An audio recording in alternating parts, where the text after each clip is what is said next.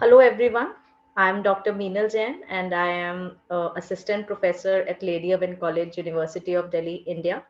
And first of all, I would like to thank the organizers for giving me this opportunity to be able to present my work online. So, thank you so much. The title of my presentation is Solar Energy Policies for Commercial Building Sector Experiences from India. And I have jointly written this paper with Professor Meenakshi Mittal, who is professor at Lady Irwin College, University of Delhi, and Professor Matt Sile, who is a professor at School of Planning, Design and Construction, Michigan State University. So first of all, to briefly introduce my topic, as we all know, energy is indispensable for growth of economies, and as the world population is growing, so is the requirements for sustaining that lifestyle. Uh, this in turn is putting a lot of pressure on the existing resources as the economies are developing. And at the same time, if we look at the long term development, the future economic growth, it really depends on availability of affordable, accessible, and environment friendly sources.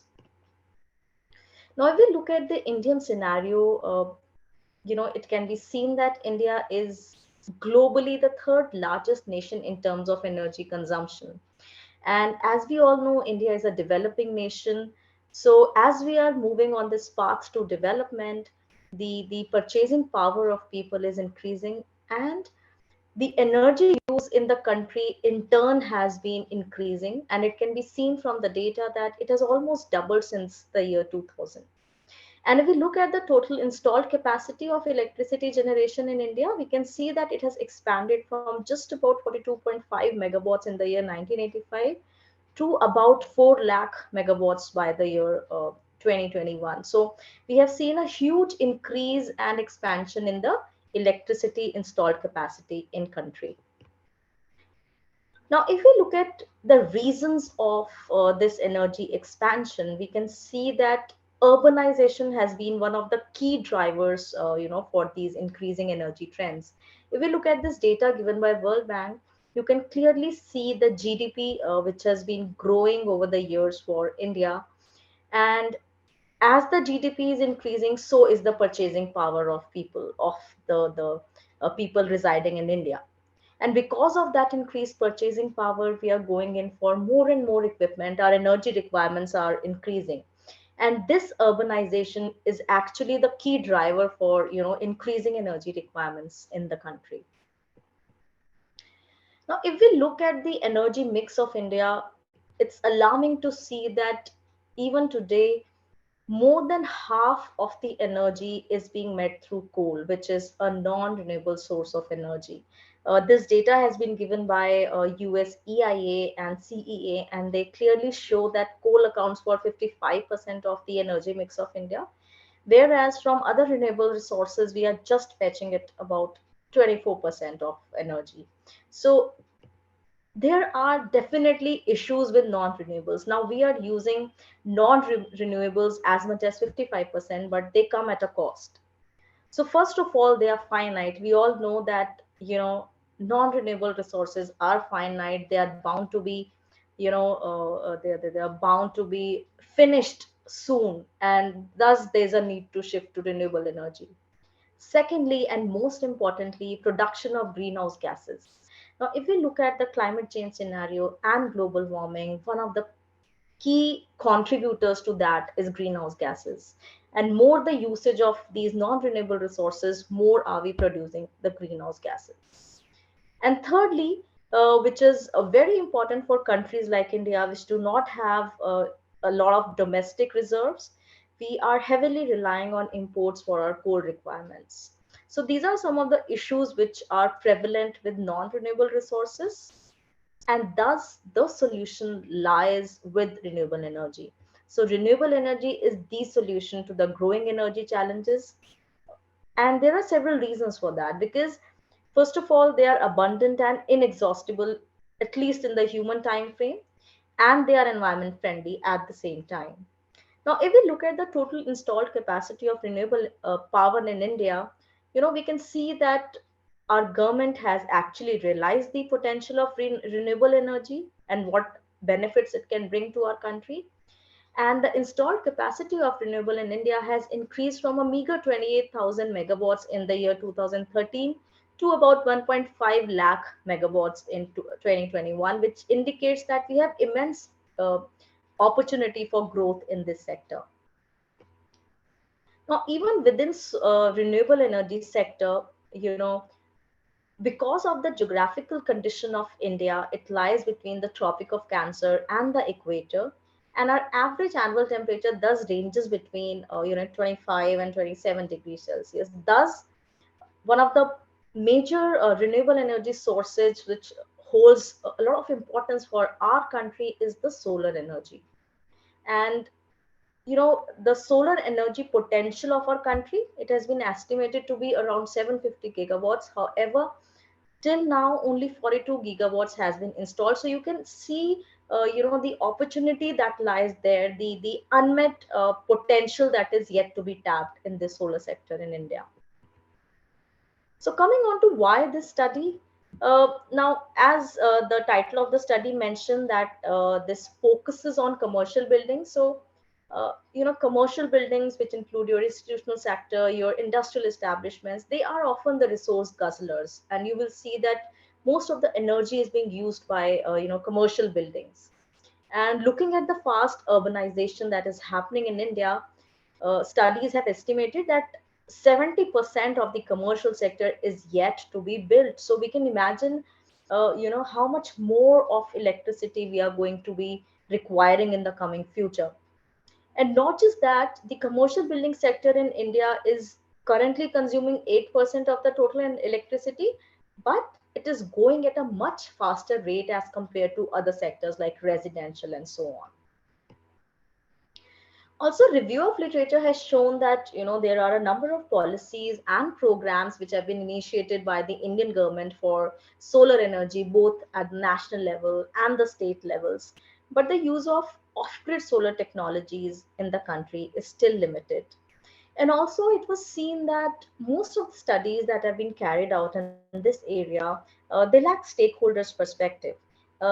Most of them have been focused on technological aspects associated with solar energy. However, there was very limited focus on the stakeholders' perspective, and thus this study holds significance because stakeholders have been, taken into consideration in terms of what impediments they are facing in sort of implementation of these solar energy policies in commercial sector.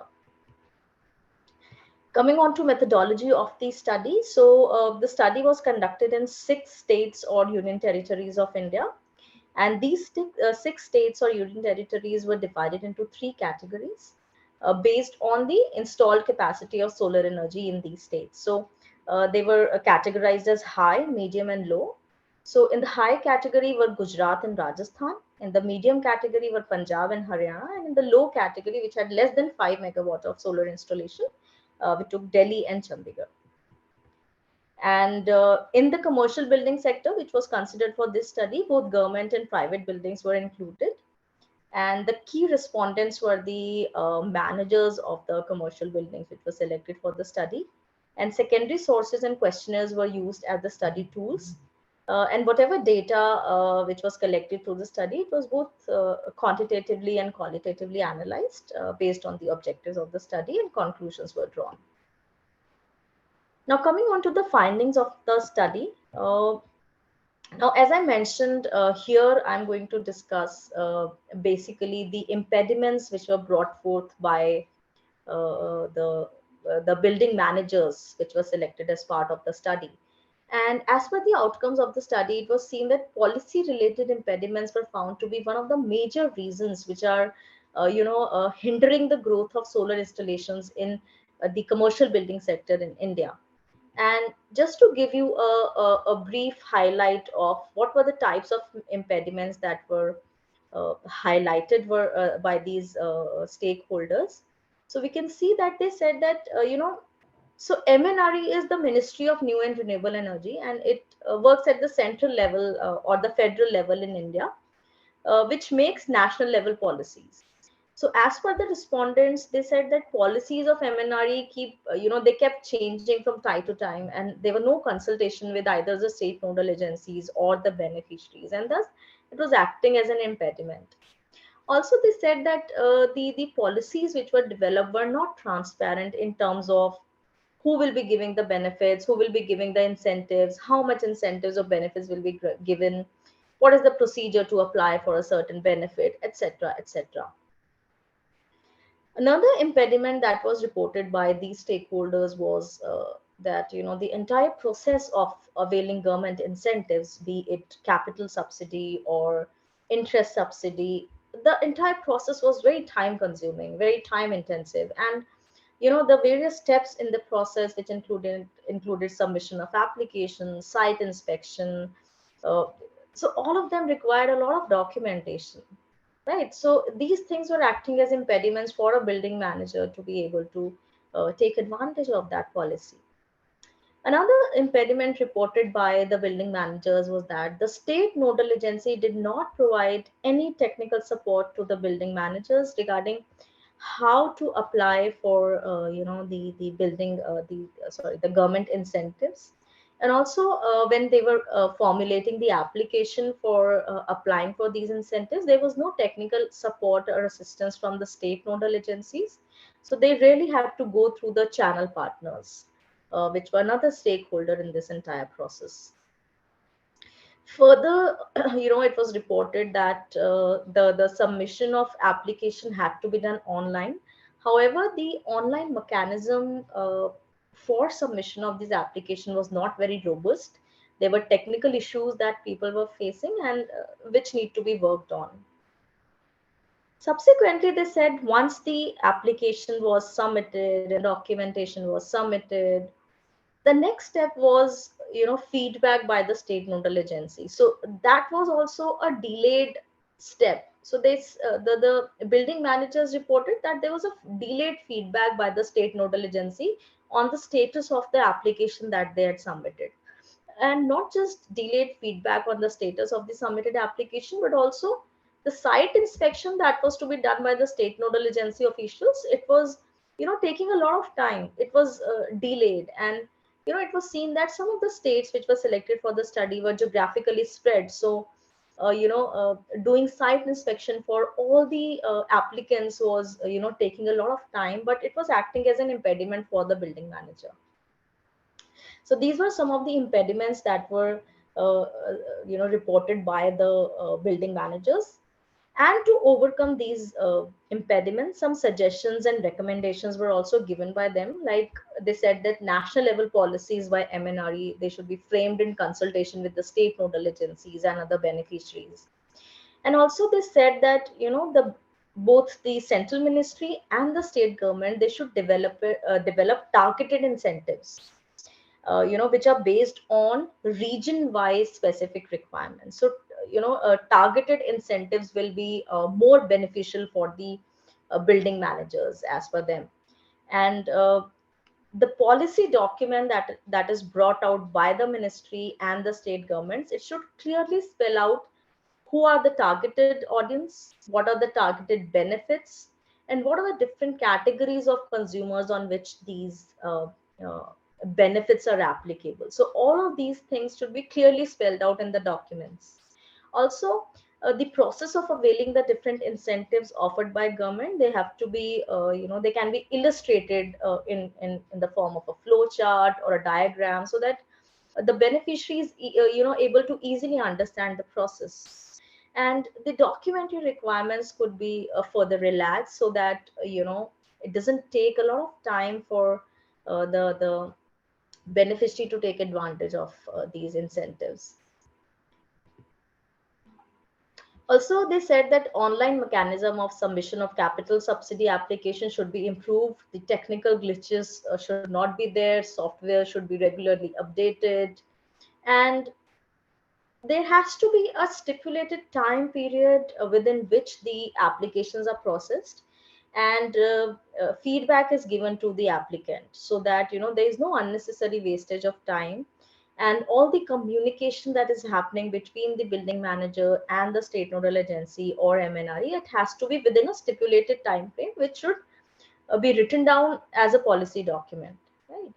And uh, so they say that since there was a lot of time which was taken by state nodal agencies to sort of do the site inspection because of widespread areas in each state, they said that third party inspection could be promoted, which is there in a few states as of now, but not in the ones which were selected for the study. So they said that third party inspection, would actually fasten the entire process of site inspection.